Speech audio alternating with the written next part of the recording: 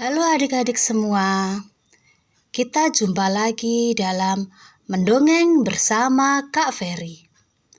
Namun sebelum kita mulai, kalian klik like and subscribe ya. Nah, dongeng kali ini berjudul Lolita dan Gelembung Air Hujan.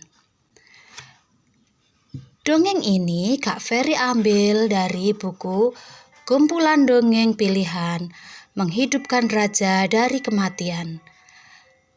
Dongeng-dongeng dalam buku ini adalah hasil lomba menulis dongeng yang diadakan oleh penerbit Sip Publishing. Nah, sudah siap semuanya? Kita mulai ya. Lolita dan Gelembung Air Hujan.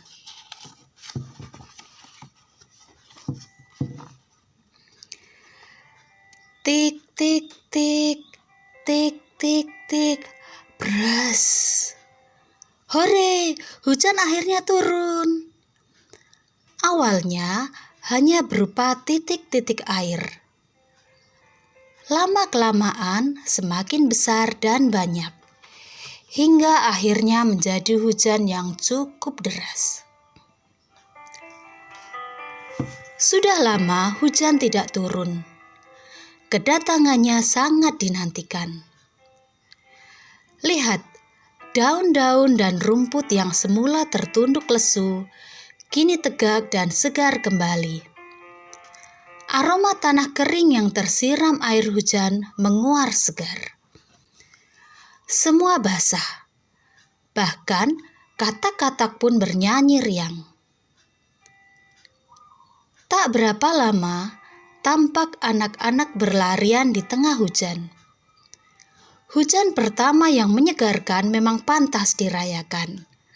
Semua melompat dan berlarian dengan tubuh yang basah kuyup. Tapi lihat, ternyata tidak semua anak bisa berlarian riang di tengah hujan.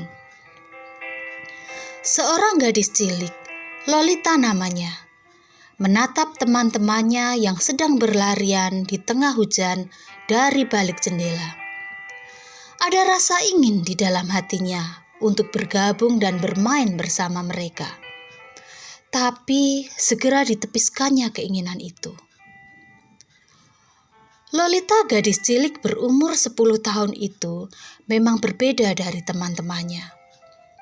Ia tak bisa berlarian bebas di taman. Ia tak bisa berjalan maupun berlari seperti teman-temannya. Lolita berbeda dari teman-temannya. Kedua kakinya lumpuh akibat demam tinggi saat ia masih bayi. Dan sekarang, ia harus menggunakan kursi roda untuk beraktivitas. Tapi jangan pernah berpikir kalau Lolita akan selalu sedih dan tidak punya semangat. Meski harus beraktivitas di atas kursi roda, Lolita tetap bersemangat menjalani hidup. Andai saja aku bisa seperti mereka, berlari di tengah hujan. Lolita bergumam. Perlahan dia putar kursi rodanya mendekati jendela. Diulurkannya tangannya keluar jendela. Dingin. Air yang dingin dan segar membuat Lolita kembali berhayal. Andai dia bisa bermain di tengah hujan. Tiba-tiba, toing, toing. Hah? Apa itu? Toing, toing.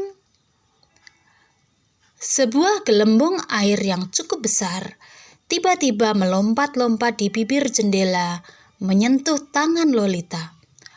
Lolita hampir terlonjak. Kamu ingin bermain di tengah hujan seperti mereka? Tanya gelembung air hujan. Lolita yang masih kaget hampir tidak bisa menjawab pertanyaan itu.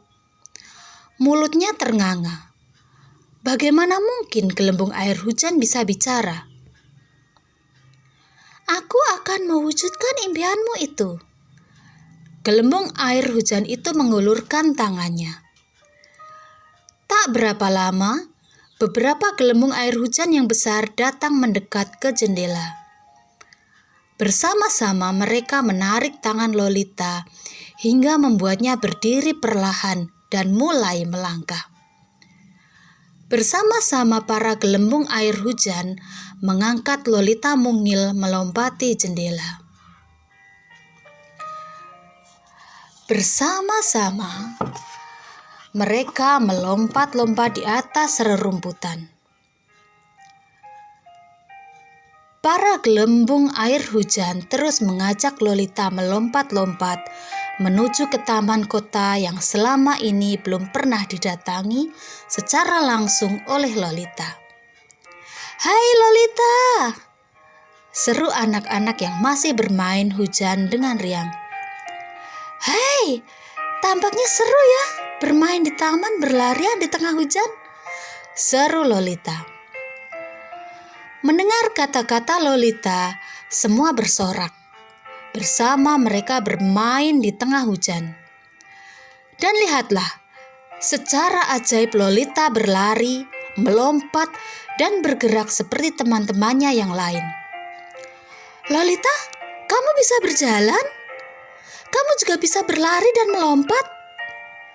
Anak-anak berseru heran. Mereka mengenal Lolita sebagai gadis kecil yang harus selalu berada di kursi roda karena kelumpuhan kakinya. Dan kali ini, mereka melihat Lolita melompat-lompat, berlari, dan bermain bersama mereka, sama seperti mereka. "Hah?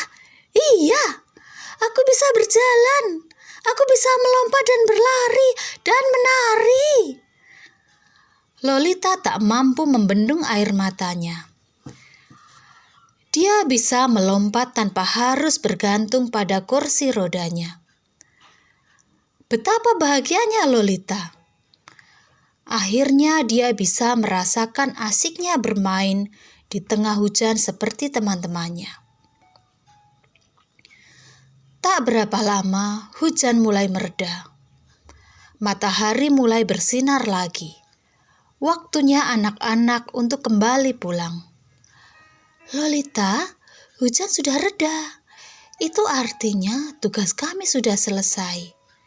Kami harus mengantarkanmu kembali ke kamarmu." Salah satu gelembung air hujan bermaksud berpamitan. Lolita yang semula begitu ceria, kini tertunduk lesu. "Jadi, kalian mau pergi?" tanya Lolita sedih. "Iya, tugas kami hari ini sudah selesai. Tapi jangan khawatir, kami akan datang lagi saat hujan datang dan mengajakmu bermain ke taman lagi," kata salah satu gelembung air hujan. Perlahan, para gelembung air hujan mengangkat Lolita menyeberangi jendela dan memasuki kembali kamarnya yang hangat. "Kami akan kembali esok jika hujan datang, dan kami akan membawamu bermain ke taman lagi." Para gelembung air hujan kembali berjanji. "Tentu, aku akan menunggu kedatangan kalian esok ya," seru Lolita. Ia menjadi begitu bersemangat.